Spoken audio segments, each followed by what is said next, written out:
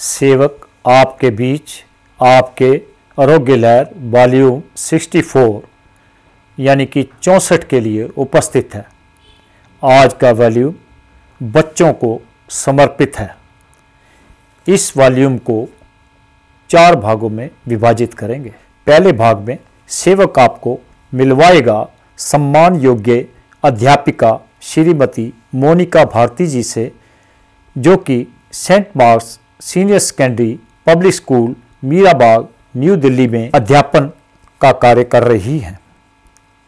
दूसरे भाग में आपके वॉल्यूम्स में उठाए गए सवालों को संबंधित एजेंसीज ने सॉल्व करने की कोशिश की है या कर रही हैं, इस पर चर्चा न्यूज़पेपर कटिंग के सहयोग से भी करें। तीसरे भाग में बच्चों के स्वास्थ्य को ध्यान में रखते हुए कुछ एक्सरसाइज एवं डाइट के बारे में तथा उनके लिए थोड़े से निर्देशों पर चर्चा करेंगे।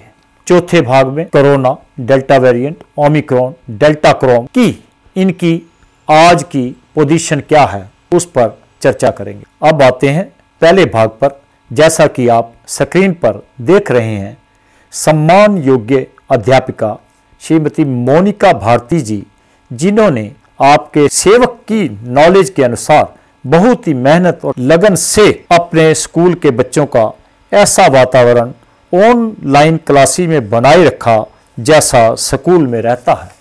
सेवक ऐसा क्यों कह रहा है? क्योंकि 2-3 दिन के लिए सेवक का नाती यानी कि दोता वंशचुग अपने मामा मामी के घर पर आया था। सेवक ने देखा कि वह सुबह 7 बजे स्नान इत्यादि से निवृत्त फ्री होकर टेबल लगाकर स्कूल ड्रेस में बैठ गया था, क्योंकि सेवक साथ में ही न्यूज़पेपर पढ़ रहा था।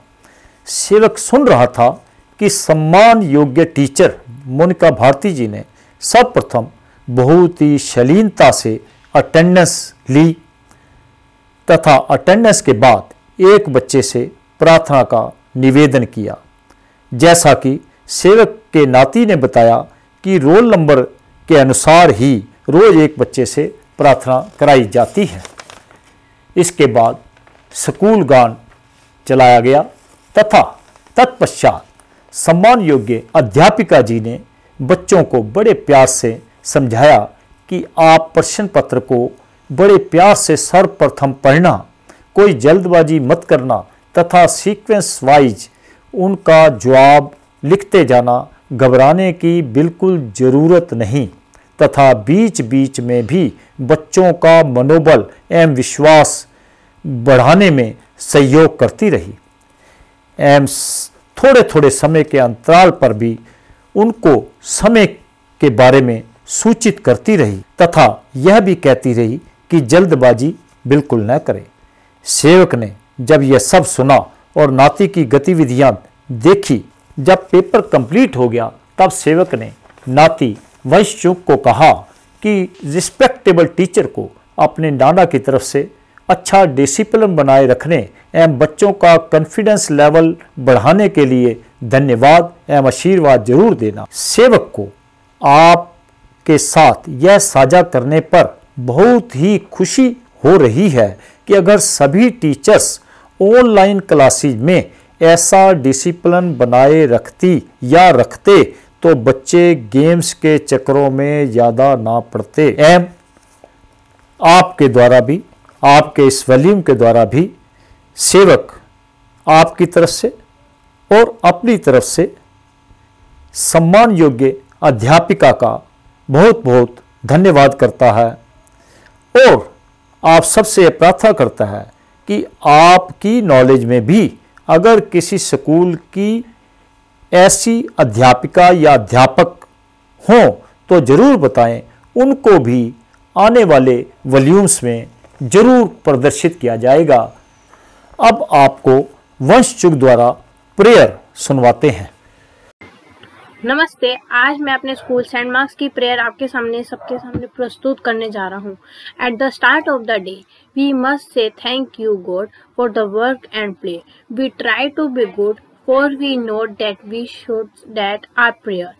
For the start of the day, God make me an instrument of your peace. Where there is a heart red, let me show love. Where there is doubt, let me show faith. Where there is no respect, let me show respect. Where there is light, let me show the truth. Where there is sadness, let me show joy. Make me more loving every day. Amen. Thank you. अब आते हैं दूसरे भाग पर। आपने कम से कम 10 volumes में बच्चों द्वारा सेल इत्यादि पर गेम्स के बारे में या मिसयूज ऑफ सेल के बारे में काफ़ी विस्तार से चर्चा की थी। उसका रिजल्ट आपको नवभारत टाइम्स की इस कटिंग में मिल गया है कि गवर्नमेंट ने फ्री फायर गेम्स पर बैन लगा दिया है और काफ़ी अभिभावकों ने तथा जो ह्यूमन बींग्स इस फील्ड में इसकी रोक पर कार्य कर रहे थे एवं सेवक ने एक माननीय जज साहब द्वारा भी माननीय प्रधानमंत्री जी को लिखे गए एक पत्र का एक वॉल्यूम में वर्णन किया था। इसमें आप पढ़ेंगे कि पेरेंट्स ने इंटरव्यू दिए हैं कि बच्चे जिद्दी हो गए थे, मानते ही नहीं थे, तथा कई माताओं ने तो यहाँ तक कहा है कि हमारे घर में गन फील्ड बन गई थी कि गोलियों की आवाज़ आती थी। सेवक अपनी तरफ से एवं आप सब की तरफ से कंसर्न्ड अथॉरिटीज का धन्यवाद करता है एवं प्रार्थना करता हाथ जोड़कर कि जैसा कि पहले गेम्स बंद की गई थी लेकिन भारतीय गेमर्स जुगाड़ लगाकर गेम को खेलते नजर आ रहे थे। सेवक आप सब की तरफ से और अपनी तरफ से गवर्नमेंट एजेंसी से प्रार्थना करेगा कि इस बार इन चीज़ों पर नज़र रखी जाए कि इस बैन को मिसयूज करके लोग VPN या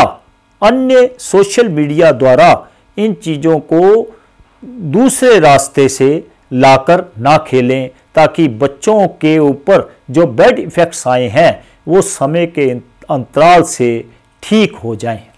तथा सेवक आपसे यह भी साझा करना चाहता है कि आपने अपने आरोग्य लहर वॉल्यूम 54 में जो श्री कपिल शर्मा जी के शो के बारे में प्रश्न उठाए थे कि उनकी लैंग्वेज अपने कुलीग्स के साथ अच्छी नहीं थी, तो अब सेवक ने अपने ग्रैंडसन के साथ उनका एक शो देखा तो उसमें लगा कि उन्होंने अपनी लैंग्वेज को सुधार लिया है।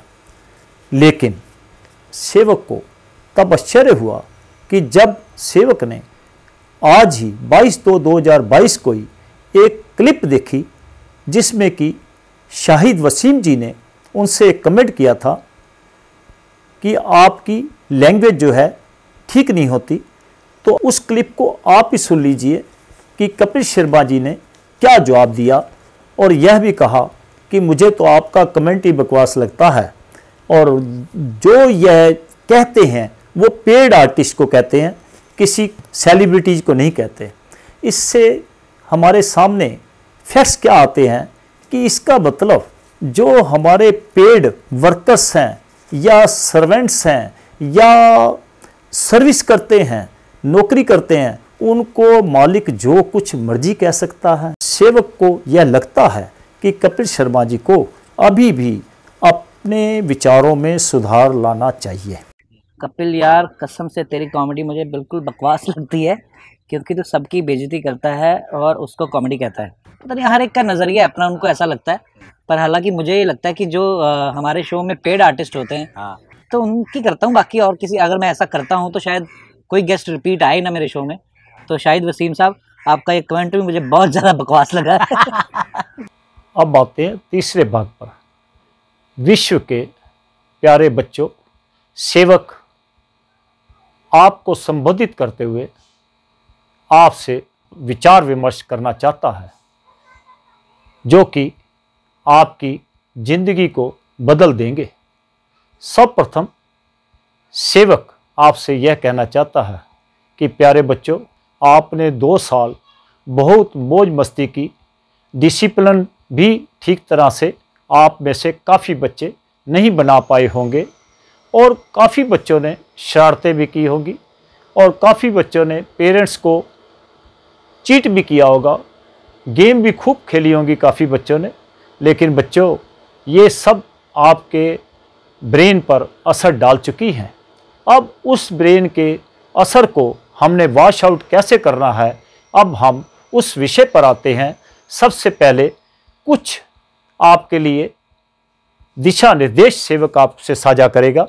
उसके बाद कुछ एक्सरसाइज जो कि आपको इस टॉनिक एटमॉस्फेयर से बाहर लाने में बहुत सहयोग करेंगी और आपका स्वास्थ्य मेंटेन करने में भी बहुत सहयोग करेंगी। सर्वप्रथम हम आते हैं कि आप जब सुबह उठते हैं, शौच आदि से निवृत्त होकर, और वो भी आपने शौच में भी 2 मिनट से ज़्यादा नहीं बैठना। अगर आपको 2 मिनट से ऊपर लगते हैं और शौच नहीं आता तो सेवक आपसे कहेगा कि आप उठ के आ जाइए। जब आपको शौच का प्रेशर बने तभी आप शौच के जाएं। ऐसा 1-2 दिन 3 दिन होगा, उसके बाद आपकी शौच रेगुलर आनी शुरू हो जाएगी। दूसरा, आप सुबह उठकर शौच से निवृत्त होने के बाद ब्रश या दातुन या जो भी आप करते हैं वो करें। तीसरा, स्नान इत्यादि करें और उसके बाद सेवक आपसे थोड़ी देर में ही एक्सरसाइज साझा करेगा, आप वो एक्सरसाइज करें। इसके साथ साथ सेवक आपको ये कहेगा कि अपनी डाइट में भी थोड़ा सुधार लाइए। प्यारे बच्चों, आपका स्वास्थ्य आपके देशों को आगे बढ़ाने में काम आएगा। उसके लिए आप ये चोको या बॉर्नविटा या जो ऐसी आर्टिफिशियल वो ले रहे हैं सप्लीमेंट्स, उनको छोड़कर जैसे भारतवर्ष में ज्वार बाजरा होता है, आप उसका कई शेप में प्रयोग कर सकते हैं। वो आप देखेंगे, जब आप उनके गुणों को सर्च करेंगे तो आपको सेवक की कही हुई बातें अच्छी लगेंगी और वो भी आपके पेरेंट्स आपको अलग अलग टेस्ट में बना के दे सकते हैं। क्योंकि जब हम छोटे थे तो इन्हीं चीज़ों से ही हमने अपने आप को मेंटेन किया। जो आज आप आर्टिफिशियल सप्लीमेंट्स ले रहे हैं, उन दिनों में इन चीज़ों का नाम निशान भी नहीं था। ज्वार बाजरा में देखिए, एक तो आपका आयरन यानी कि HB आपका मेंटेन रहेगा, दूसरा आपकी बोन्स हैं वो स्ट्रांग होंगी और आपके ब्रेन में भी स्ट्रेस नहीं आएगा। जैसा कि सेवक देख रहा है कि बच्चों को थोड़ा सा अधिक काम करना पड़ जाए तो सिर में दर्द हो जाता है, शरीर में थकावट हो जाती है। ऐसी चीज़ें भी आपके साथ नहीं होंगी। आपका इम्यून सिस्टम स्ट्रांग होगा। जैसा कि आप देख रहे हैं कि जिनका इम्यून सिस्टम वीक होता है, ये वायरसेस या इन्फेक्शन उन्हीं पर ज़्यादा अटैक करते हैं। तीसरा, इवन जो हार्ट प्रॉब्लम है वो भी आपको नहीं होगी। इस तरह से आपके कितने ही इस चीज़ से फ़ायदे होंगे। आपको हार्ट अटैक नहीं आएगा, क्योंकि जब आपका गुड कोलेस्ट्रॉल मेंटेन रहेगा, बैड कोलेस्ट्रॉल डाउन रहेगा, अपने लेवल पे रहेंगे, तो आपको इन चीज़ों से भी बचाने में ये सहयोग करेंगे। तो इसलिए सेवक आपसे कहेगा कि अपने माता पिता से डिस्कस करके ज्वार एवं बाजरा का प्रयोग अलग अलग टाइप से ज़रूर कीजिए, जो कि आपको ये बॉर्नविटा और चोको इत्यादि से बहुत ज़्यादा फ़ायदा देंगे। क्योंकि जो आर्टिफिशियल सप्लीमेंट हैं ये हमारी बॉडी में टेम्परेरी रहते हैं, लेकिन ये जो नेचुरल हमारे सप्लीमेंट्स हैं, जो नेचुरल हमारी डाइट है, ये हमारी बॉडी में लंबे समय तक रहती है। अब सेवक आपके साथ एक्सरसाइज साझा करने जा रहा है। इससे पहले आपको यह निवेदन जरूर करेगा कि कुछ बच्चे अभी भी गेम्स की तरफ अपना ध्यान लगा रहे हैं और उनके मन में यह भी है, जैसा कि उनको गेमर्स कहते होंगे, कि ये टेम्परेरी बैन हुई हैं। लेकिन प्यारे बच्चों, बेशक ये टेम्परेरी बैन हुई हो या परमानेंट बैन हुई हो, लेकिन सेवक आपको यह विचार साझा करना चाहता है कि आपके लिए ऐसी गेमें ठीक नहीं हैं। ये ब्रेन को जीरो लेवल पे ले जाती हैं। तो इसलिए आपने उन चीज़ों से बाहर आना है। हाँ, अगर आप थक जाते हैं, कोई हंसी मजाक का सीरियल देख लो, कोई हंसी मजाक वाली कोई ऐसी चीज़ देख लो, इन चीज़ों को भूल जाओ। इससे ज़्यादा अच्छा तो ये है कोई आप अपना ही ब्लॉग बना लो, जो आप खेलने जाते हो या पार्क में जा रहे हो या आप पेरेंट्स के साथ आउटडोर जब विजिट करते हो, तो ऐसी अपने YouTube चैनल बनाकर उसमें डाला करो, उनमें अपना समय लगाओ, ताकि आपके ब्रेन की डेवलपमेंट और अच्छी होगी और आपका ध्यान अपनी पढ़ाई में और खेलों में आप निपुण होंगे और आप अपनी क्लासेज में भी अच्छे नंबर लाएंगे और गेम्स में भी अव्वल लाएंगे। अब आते एक्सरसाइज पार्ट पर। देखिए, सर्वप्रथम आपकी हाइट बढ़ाने के लिए आप अपने पंजों को अपनी चेस्ट जितनी चौड़ाई जितना खोल लेंगे, जैसे 2 फुट के करीब के ऐसे पंजों को आपने दोनों पैरों को खोल लिया। अब आप सांस लेंगे और हाथों को ऊपर ले जाएंगे और रोक के रखेंगे। आप हाथों को ये कोशिश करेंगे कि आप आसमान को छू रहे हैं और पंजे आपके धरती में जा रहे हैं, ऐसा अनुभव करेंगे। सांस को रोक के रखेंगे, हाथ ऊपर की तरफ खींचेंगे कि आप आसमान छू रहे हैं, पंजे धरती में गाड़ेंगे कि आपके पंजे धरती में धंस रहे हैं। धीरे धीरे सांस छोड़ते हुए नीचे आ जाएंगे। आप मेमोरी को शार्प करने के लिए, देखिए, मेमोरी को शार्प करने के लिए आप सांस लेंगे, गर्दन को ऊपर ले जाएंगे और आंखों को टकटकी लगाकर ऊपर एक ही पॉइंट पर देखेंगे, जिस भी स्पेस में आप बैठे हैं।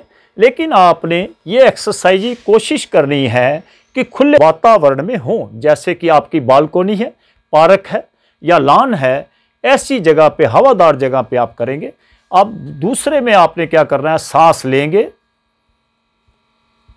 गर्दन ऊपर ले जाएंगे, आंखों को आसमान की तरफ, छत की तरफ, रूफ की तरफ एक पॉइंट पर टकटकी लगाकर देखते रहेंगे। सांस आपने रोकी हुई है। जब आपकी सांस फूलने लगे तो छोड़ते हुए धीरे धीरे वापस आ जाएंगे। ये पहली क्रिया जो बताई थी और दूसरी जो बताई है या आगे भी जो बताएंगे, आपने कम से कम 3 बार जरूर करनी है।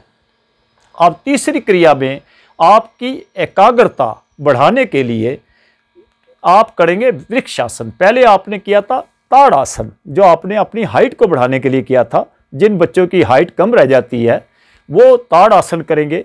दूसरा आपने किया था अपनी मेमोरी शार्प करने के लिए, आप आई साइड को एक टकटकी लगा के एक पॉइंट पे रखा था। आप देखिए, अपने पैर को, इस राइट लेग को फोल्ड करेंगे और यहाँ पे लगा लेंगे। यहाँ पे लगाने के बाद आपने जो सांस लिया हुआ रोक के रखेंगे ऐसे, और अपने हाथों को ऊपर ले जाएंगे और ऐसे ऊपर की तरफ खींचेंगे, मुस्कुराते हुए सांस को रोक के रखेंगे। जब आपकी सांस फूलने लगे, धीरे धीरे नीचे आ जाएंगे, सांस छोड़ते हुए।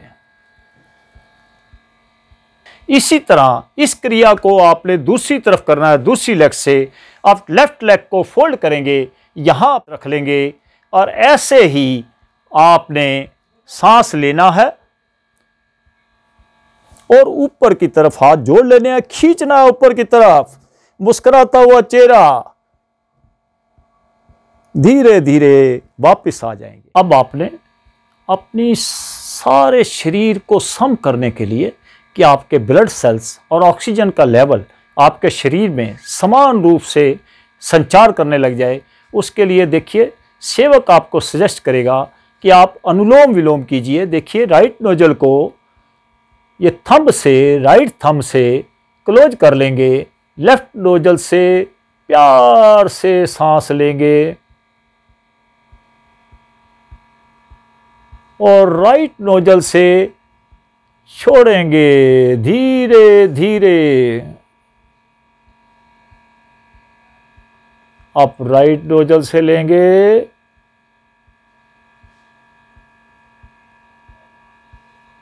लेफ्ट से धीरे धीरे छोड़ेंगे।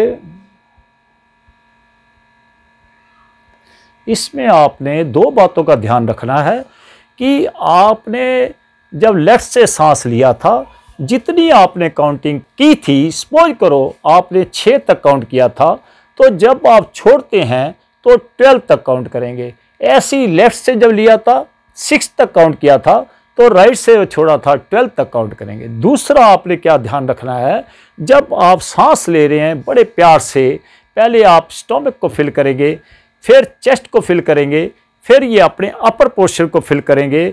आपको ऐसा अनुभव होगा कि आपका स्टोमक फिल हो रहा है, आपकी चेस्ट फिल हो रही है, आपका ब्रेन फिल हो रहा है। लेकिन सच्चाई ये है कि हमारे लंग्स में ही ऑक्सीजन जाती है, लेकिन उसके प्रेशर से हमें अनुभव होता है कि हमारा ये पोर्शन फिल हो रहा है, चेस्ट फिल हो रही है, और लास्ट में जब इसको फिल करते हैं तो अपर पोर्शन ब्रेन को प्रेशर देता है कि ब्रेन फिल हो रहा है।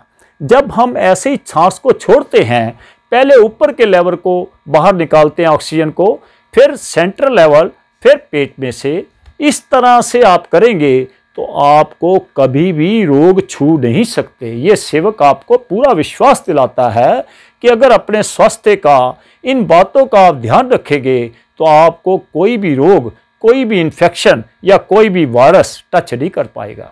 दूसरा, इसको भी आपने 4 से 5 मिनट करना है। दूसरा क्या है कि आपने ओम का उच्चारण करना है। ओम का उच्चारण आप पद्मासन में बैठिए, सुखासन में बैठिए, आलथी पालथी मारकर बैठिए, लेकिन आपकी कमर सीधी हो। कमर सीधी होने का मतलब ही है कि उसमें स्ट्रेन नहीं आना चाहिए, खिंचाव नहीं होना चाहिए। वह उसमें आप क्या कर सकते हैं कि इनको हैंड्स को, ये 2 फिंगर को, ये जो इंडेक्स फिंगर और लार्ज फिंगर है, इसको फोल्ड करके अंगूठे की जड़ में रखकर आप बैठ सकते हैं। ऐसे बैठने के बाद इसको अपने घुटनों पर रख लेंगे ऐसे, और आप क्या करेंगे, सांस लेंगे धीरे धीरे, और अब छोड़ेंगे। ओ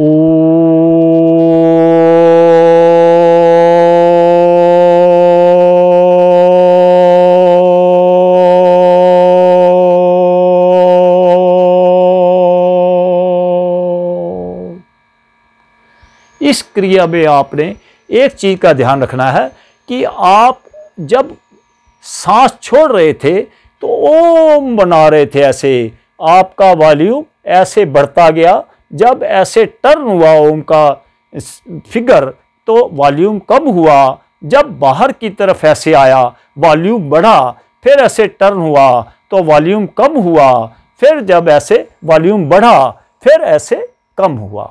इसको भी आपने 3 से 5 मिनट करना है, और लास्ट में आप खिलखिलाकर हंसेंगे खूब जोर से, जितना आप हंस सकते हैं। ऐसे सांस लेंगे और खिलखिलाकर हंसेंगे।